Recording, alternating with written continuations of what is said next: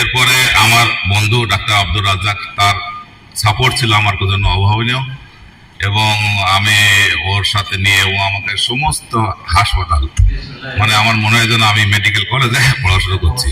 সে আমাকে সমস্ত টিপস দেওয়া, আইডিয়া দেওয়া, একটা মা শিশু কি ফ্যাসিলিটিস থাকতে পারে, তারপর ডায়াবেটিকের কি ফ্যাসিলিটিস থাকতে পারে, সমস্ত টোটাল হাসপাতাল, মনে হয় যেন সে একটা রূপকার এখানকার। সে আমাকে সমস্ত আইডিয়া দিয়েছে, শুধু আইডিয়া দিয়ে ক্ষান্ত হয়নি।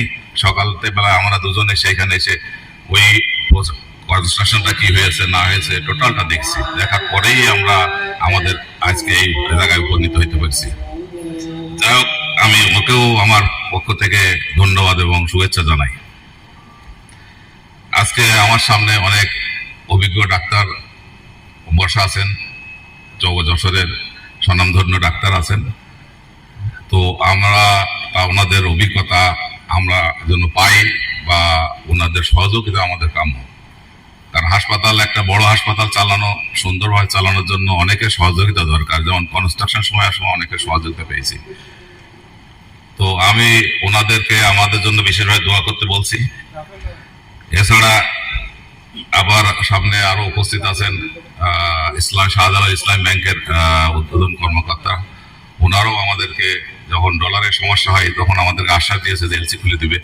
ওনারাও এলসি খুলে দিয়েছে, যার পরে আজকে আমরা সমস্ত মোস্ট মডার্ন ইকুইপমেন্ট দিয়ে সমস্ত ডিপার্টমেন্টে সাজাতে পেরেছি, এবং আমরা ওনাদেরকেও আমাদের ধন্যবাদ জানাই।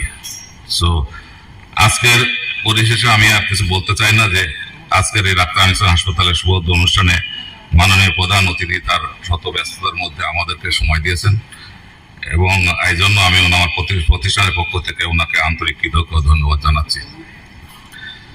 সম্মানিত বিশেষ অতিথিবৃন্দ, সুধীমণ্ডলী গণকে আজকের অনুষ্ঠানে উপস্থিত থাকার জন্য আন্তরিক ধন্যবাদ জানিয়ে আজকের সবার সমাপ্তি ঘোষণা করছি। আল্লাহ হাফেজ।